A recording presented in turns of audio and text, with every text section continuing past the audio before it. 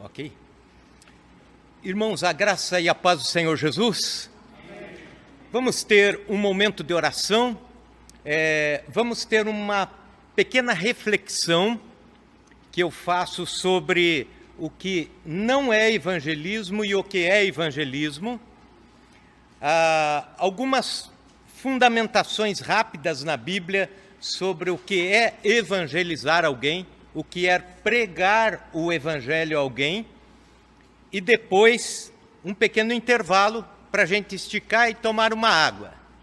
Depois, a seguir, a palavra com o mestre Anderson para trazer toda a estrutura de pequenos grupos de discipulado, que é algo que nós, como igreja, já temos essa caminhada, mas agora precisamos potencializar e precisamos ter um material mais simples para alcançar pessoas que não conhecem a Jesus. Vamos ter um momento de oração? Quero convidar a todos, vamos ficar em pé e orar. Senhor Deus, nós queremos entregar estes próximos momentos na Tua presença. Queremos pedir graça do Senhor, bênção do Senhor, direção do Senhor sobre as nossas vidas. Senhor, abre nossas mentes, nosso entendimento, dá-nos inteligência, sabedoria e também ânimo e também motivação para a evangelização.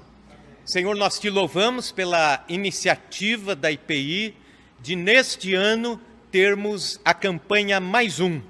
Senhor, que ela seja uma realidade e que todos que estão abraçando esta campanha, Senhor, cheguem ao final do ano apresentando mais uma pessoa, ganha para Jesus, discipulada, e, Senhor, que esses frutos saltem para a vida eterna, sejam eternos, em nome de Jesus.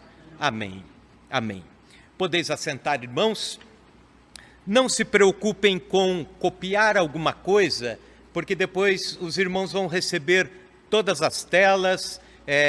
Isso está sendo filmado justamente para que a gente tenha este material ao longo do ano. Pois bem, algumas reflexões sobre o evangelismo, ou a evangelização. A evangelização é um mandamento para todos os crentes.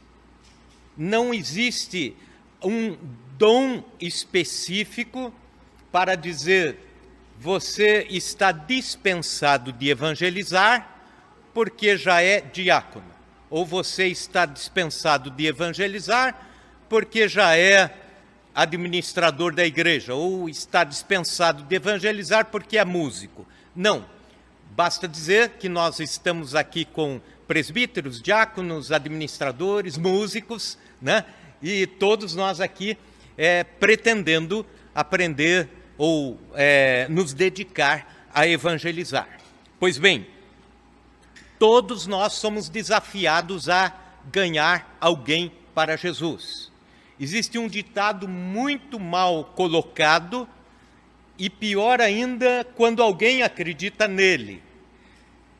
Quando se diz assim: pastor não gera ovelha, pastor cuida de ovelha. De uma certa forma, nós pastores somos ovelhas de Jesus e temos que gerar ovelhas, né? Então eu estou aqui para compartilhar nessa primeira parte um pouco sobre o evangelismo. É um mandamento para todos nós. Todos os discípulos de Jesus evangelizam de uma forma ou de outra, com os seus carismas pessoais, com o seu jeito pessoal, com a sua forma de ser, com as suas palavras. Tem gente que evangeliza contando o seu testemunho pessoal, outros já têm um método específico de evangelismo e assim por diante. Pois bem, eu quero começar dizendo sobre o que não fazer no evangelismo. Isto é, as atitudes que queimam a evangelização. Primeira, não critique religiões. Quando você estiver falando com alguém que não conhece a Jesus, como nós conhecemos, não critique a religião desta pessoa, não fale mal, do catolicismo, ou do budismo, ou do espiritismo, ou do baixo espiritismo. Deixe Deus falar. Porque quando nós nos adiantamos a Deus, nós criamos barreiras. Então, deixa o Espírito trabalhar. Então, evangelizar não é criticar a religião de alguém. Segundo, não insista para pessoas virem aos cultos. Porque existe cada vez mais barreiras criadas com o povo evangélico. E é muito difícil administrar isso. Quando você, antes de ganhar a pessoa para Jesus, já vai insistindo para ele vir aos cultos, a pessoa relaciona a sua fé ou a sua crença a um espaço de culto.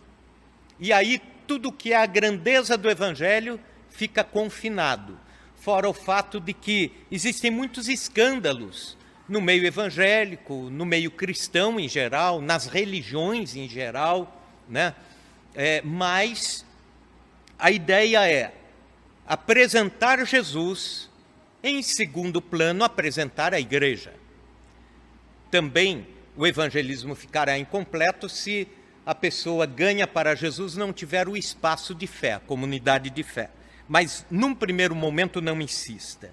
Também não faça promessas que não possa cumprir. Por exemplo, o que é uma promessa que não se pode cumprir? É quando você diz, olha, venha para Cristo que todos os seus problemas da empresa vão se resolver. A pessoa vai ficar esperando isso. E a grande chance é de, num primeiro momento, não se resolver tudo, a menos que haja um propósito milagroso de Deus.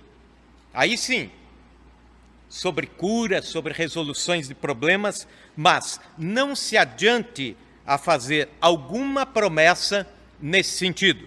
Também, quarto lugar, não fale sobre dogmas, leis, normas, o que não pode, o que pode, dízimos, métodos de batismo, por que tem que batizar de novo ou por que não tem que... Porque as pessoas que estão sendo evangelizadas, você começa a falar de Jesus para alguém. Essa pessoa rapidamente quer pular os degraus e começar a perguntar já para você. Ó, tua igreja pede dinheiro? É o que eles perguntam. Tenho que batizar novamente? O que pode fazer, o que não pode, porque eu gosto de ir em bailes. A palavra baile já é cafona, né? Balada, né? Gosto da balada e tal. Então não fale sobre isso. Contorne essas voltas. Diga, olha, talvez você pense diferente no momento, eu também penso diferente sobre esses assuntos, mas eu quero te apresentar a transformação que Jesus faz na sua vida. Se você entrar por esses pode e não pode, você queima a pessoa antes da hora. Uma das razões porque nós estamos partindo para um outro material de evangelismo e discipulado é porque na nossa apostila de discipulado tinha algumas lições que a pessoa muito crua na fé pegava e se assustava. Ela ia folhando ali e já sabia que teria um momento lá sobre batismo, sobre história da igreja, sobre profissão de fé, e levava alguns sustos e dizia, poxa, eu já sei onde isso vai dar, né? Então, nós estamos com um material justamente que vai ser apresentado pelo Anderson, que vai nos ajudar a evangelizar com mais leveza. Também, quinto lugar, não use jargões de crentes. Nós, crentes, somos muito rápidos em falar coisas que as pessoas não entendem. Por exemplo, assim, você vai falar, dizer, olha, você precisa da salvação. A pessoa pensa assim, eu não estou me afogando. Salvo do quê? E às vezes pensam com razão. Eu estava no desfile de 7 de setembro de alguns anos atrás, ali na Sampaio Vidal, estava junto com uma diretora de uma escola que fez o curso Negócios à Luz da Bíblia. O primeiro contato dela com o povo evangélico foi com o curso Negócios à Luz da Bíblia. Estava ali, e o desfile decorrendo, de repente passou os motociclistas, Águias de Cristo, e o locutor falou assim, os Águias de Cristo praticam o esporte, o hobby, mas também ganham almas. Sabe? Ganham almas.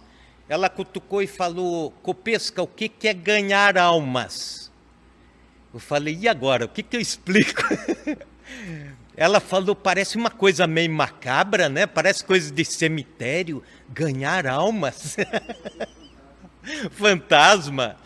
Eu falei, trazer pessoas a conhecer Jesus, a regeneração, a transformação que Cristo faz. Aí ela perguntou, e por que o locutor não explica isso? Olha o que as pessoas pensam, né? Às vezes para nós é muito fácil falar, ô varão, isso é um mistério, né? A pessoa não entende. Não use jargões, não fale a paz do Senhor Jesus, não fale misericórdia. As pessoas não entendem o que você está querendo dizer. Mas, agora, se falei sobre o que não é o evangelismo, e teria outras coisas mais a elencar, mas vamos falar sobre atitudes que evangelizam, falando do amor cristão. Primeiro lugar, escolha pessoas-alvo, pessoas que você diz, eu quero ganhar para Jesus. Essa pessoa ou aquela, seja um vizinho, um parente, seja alguém de longe, alguém de perto, mas mostre interesse por essa pessoa. Dê atenção aos dilemas que ela enfrenta. Porque o amor abre as portas para qualquer evangelismo, seja o evangelismo em massa, seja o evangelismo pessoal, e vai demorar algum tempo para você demonstrar amor. Eu lembro daquelas ocasiões dos cursos de discipulado, Negócios à Luz da Bíblia.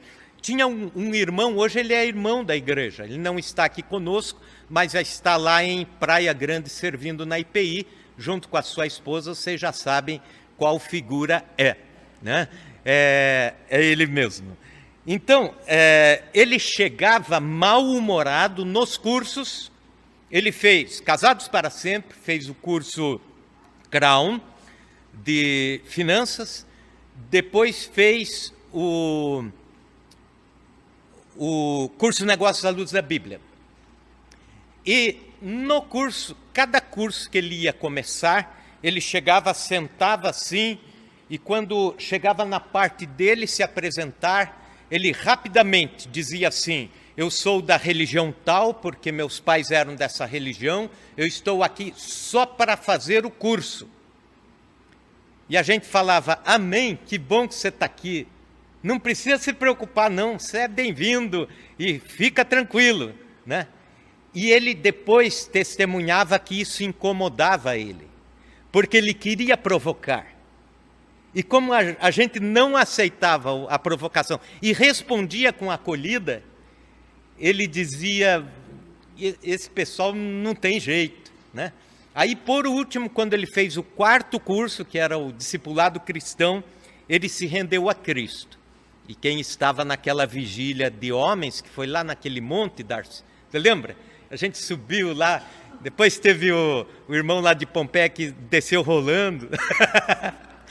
Ainda bem que não se machucou, mas assim, lá na vigília ele falou, olha, o maior dilema para mim está sendo me render a Cristo, e eu peço que orem por mim. Aquele dia os homens todos se colocaram em volta dele ali, Deus fez a obra. Naquele dia ele saiu de lá convertido a Cristo.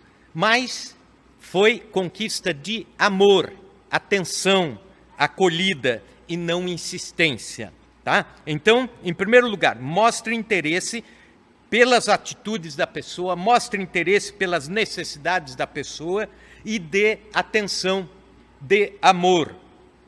Segundo, diga à pessoa que você está orando por ela e ore mesmo. Isso vai alimentar uma curiosidade. Já pensou você chegar no seu colega de trabalho e dizer, estou orando por você? Passa mais 2 semanas, você diz, eu continuo orando por você. Ele vai pensar, o que é isso? E de repente ele vai começar a ver respostas de Deus na sua vida. Também, veja o que a pessoa gosta de fazer. De repente, o que ela gosta de fazer, terceiro lugar, é uma ponte para o evangelismo. O que ela gosta de ouvir é uma ponte para o evangelismo. Às vezes a gente estabelece métodos muito rígidos.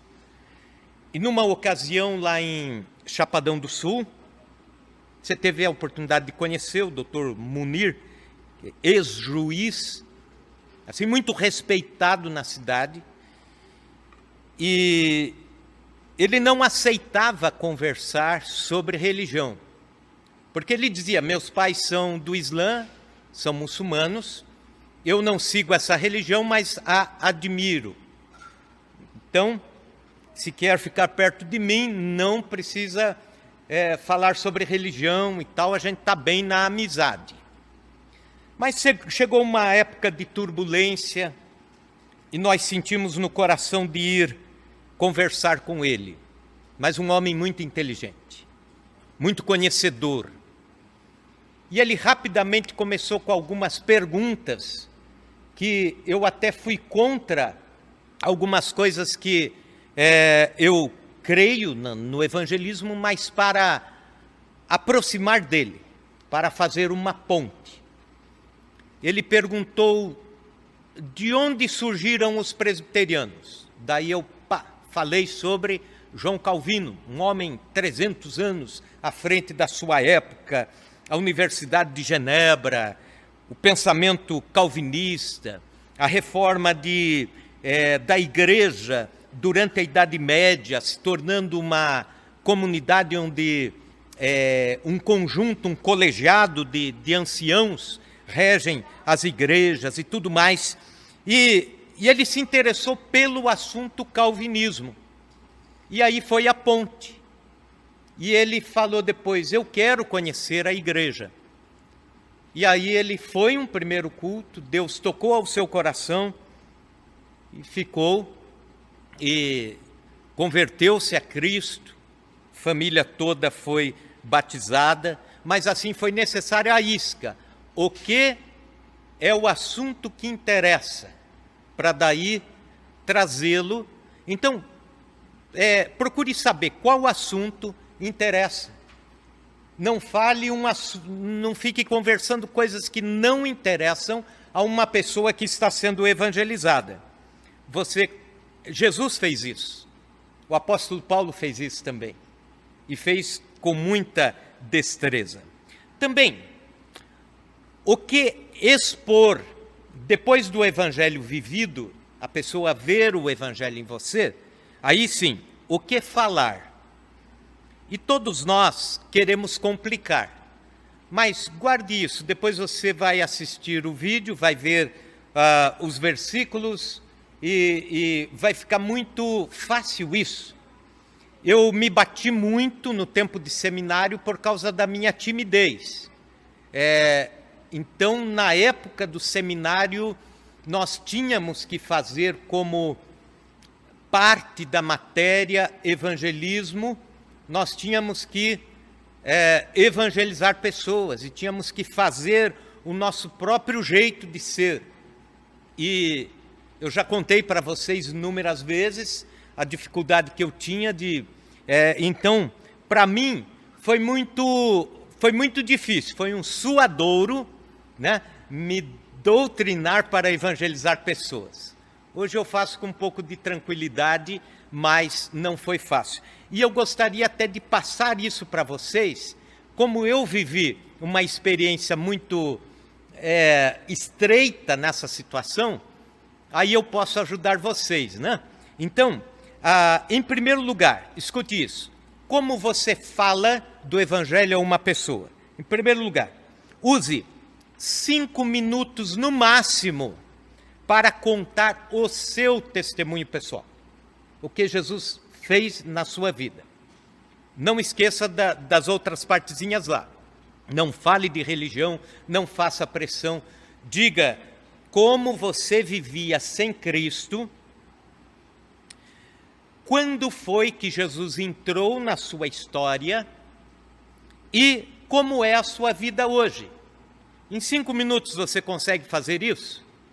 Então, lição para casa. Escreva isso num papel.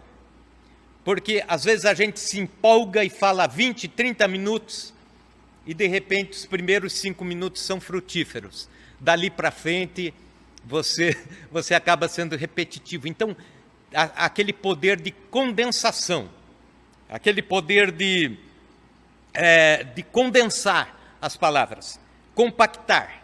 5 minutos.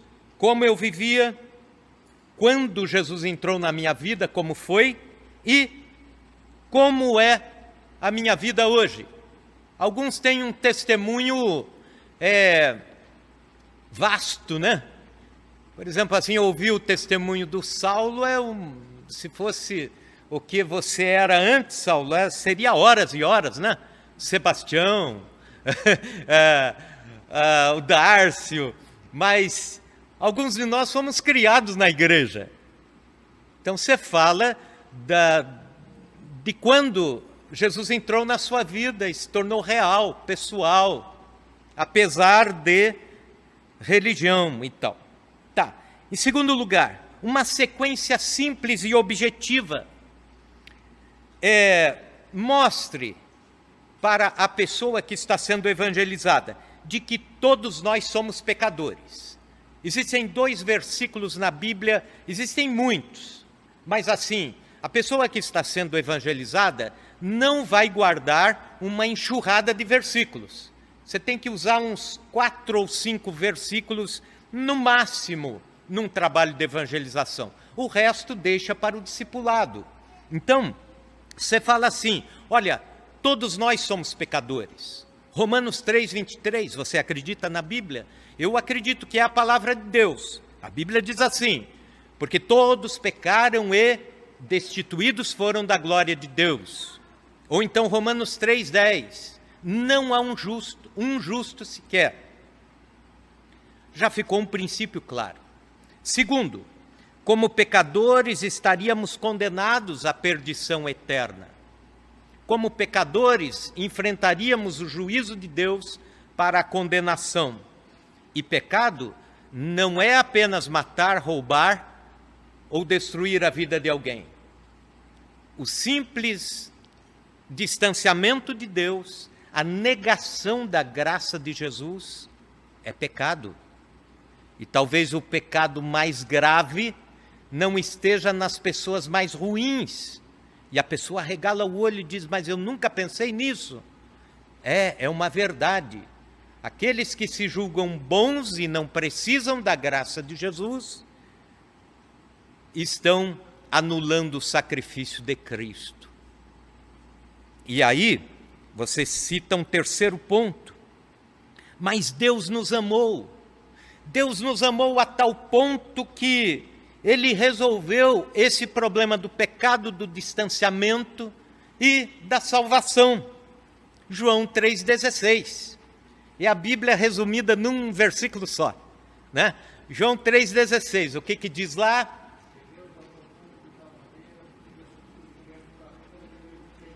Não pereça, mas tenha vida eterna. Porque Deus amou ao mundo. Aí você diz, você faz parte dessa imensa expressão do amor de Deus. De tal maneira que deu, Ele não emprestou, nem vendeu, nem negociou, Ele simplesmente deu gratuitamente, pela graça sois salvos. Deu Cristo para morrer e levar para a cruz os nossos pecados. e se você crer, não será condenado, será salvo. E João 3,17, o requisito para que Cristo entre em sua vida é unicamente crer nele. Então não são outras crenças, e você não precisa citar, mas você diz crer unicamente em Jesus. Então, recapitulando, uma sequência simples e objetiva depois do seu testemunho. Todos somos pecadores, como pecadores estaríamos condenados à perdição eterna. 3. Deus nos amou e deu Jesus para nos salvar da condenação. 4. O requisito para que Cristo entre em nossa vida é unicamente crer em Jesus. E aí você pode fazer um convite no final. Você quer conhecer mais esse Cristo que transformou a minha vida?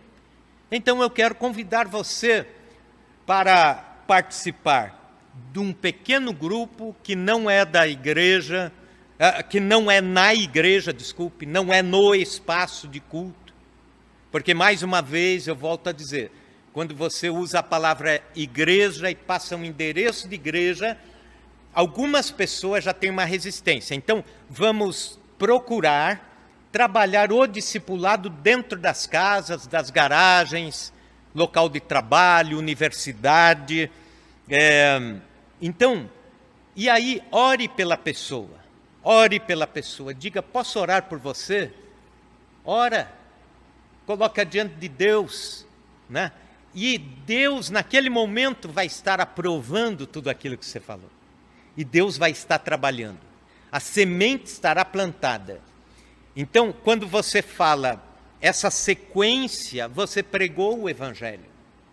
Grande parte das pessoas pensam que pregam o Evangelho, mas estão falando de outras coisas que não diz respeito à salvação realmente mostrada na Bíblia.